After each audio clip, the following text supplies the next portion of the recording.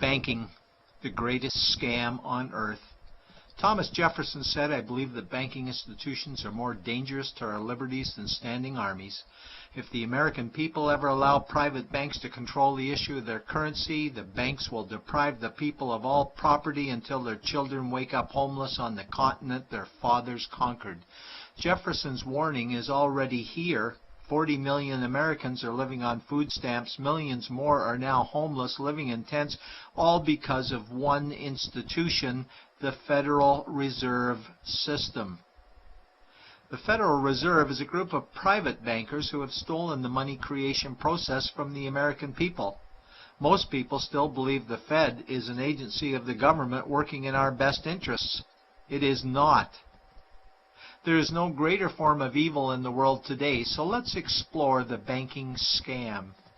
None of us have ever been taught anything about money. The reason is to prevent us from learning the truth that money is a trick and money is a trap.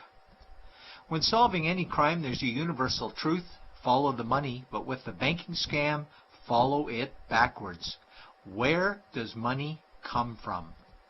The world's money supply is always growing. Where does all the new money keep coming from?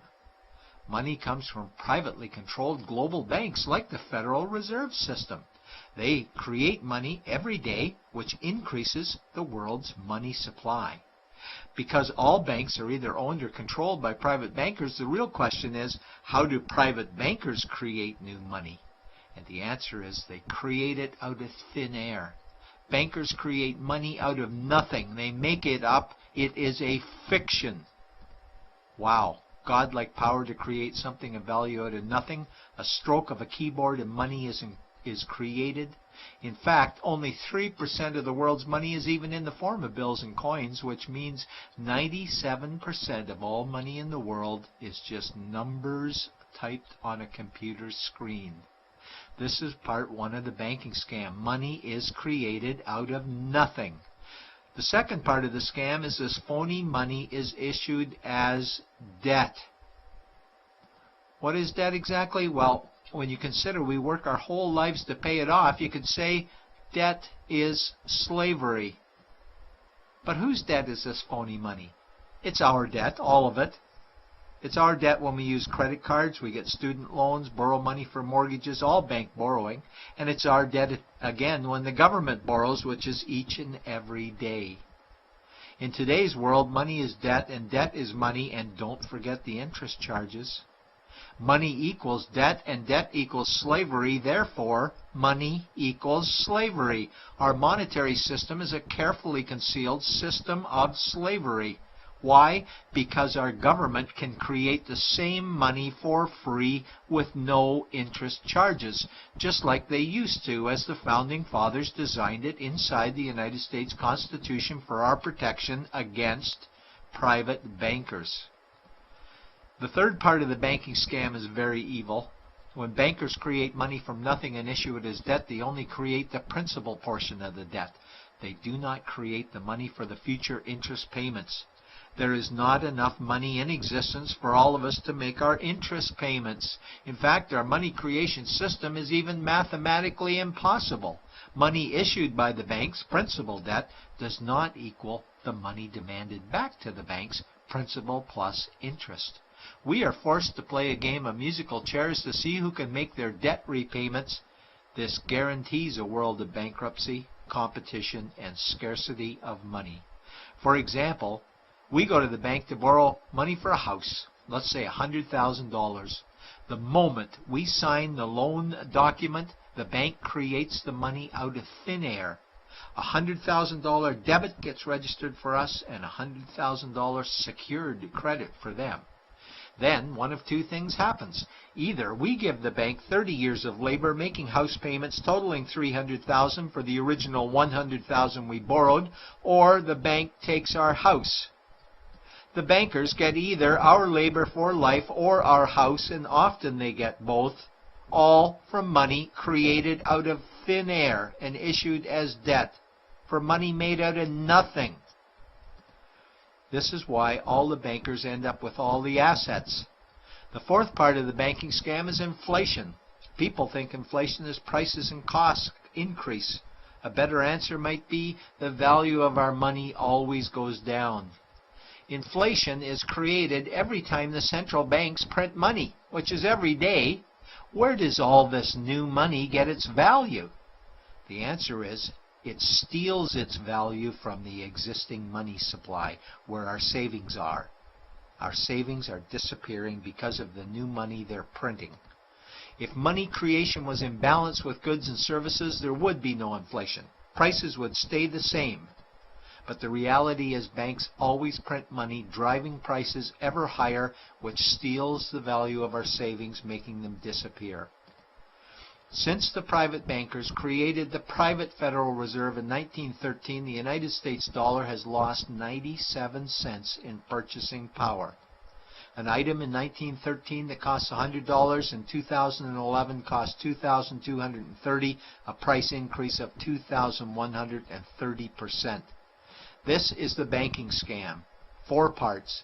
Private bankers create money out of nothing and charge interest on it. There is no money created for the future interest payments, and inflation steals our savings every day. In order for the banking scam to be pulled over our eyes, the bankers need help from the likes of paid-for politicians and appointed civil servants, military-industrial complex, mainstream media, multinational corporations, and the bankers' good buddies. For example, what do our banker-controlled television networks say about criminal bankers? "Oh, bankers are our saviors. Chairman is Man of the Year. He saved the world. Bankers really do deserve their bonuses. They're so smart." And what do our banker-owned G20 politicians say we need to do? That we must save our banking system, and now we need austerity measures, like increasing existing taxes and bringing in new taxes, cutting our social programs, including education and health care, stealing from our pension plans while increasing the retirement age, keeping us working for more years at lower wages while placing our children and grandchildren in debt and servitude for their future lives. We are being lied to that we must go deeper in debt for bailouts, stimulus packages, quantitative easing, saving the too-big-to-fail banks, credit easing, currency interventions, all names that mean the same thing, more debt to us.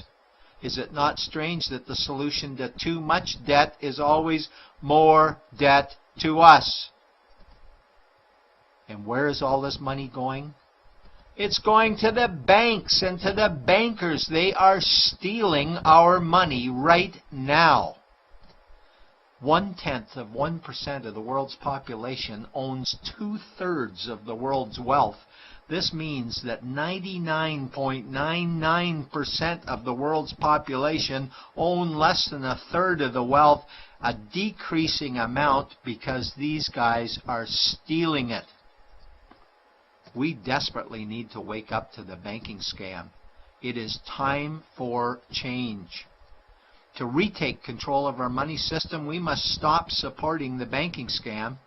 Lincoln said the government should create all the currency and credit needed to satisfy the spending power of government and the buying power of consumers. Money will cease to be master and will then become servant of humanity. And Jefferson said the issuing power of money should be taken from the banks and restored to the people to whom it properly belongs. It's a pyramid scheme. And we, the people, are the bottom layers of the banking pyramid. Without our support, the banking scam collapses. We have to do it ourselves. Wake up, get active, wake others. Remove our money from the bank. Buy gold and silver coins. Get out of debt. Rip up your credit cards. These actions will bring down the banking scam. Only vote for politicians who support debt-free money, or run for office yourself, and turn off mainstream media to search for the truth while you still can. And support every effort to end the Federal Reserve System and all the privately owned central banks. Let's bring these criminals to justice to get our money and our countries back before it's too late.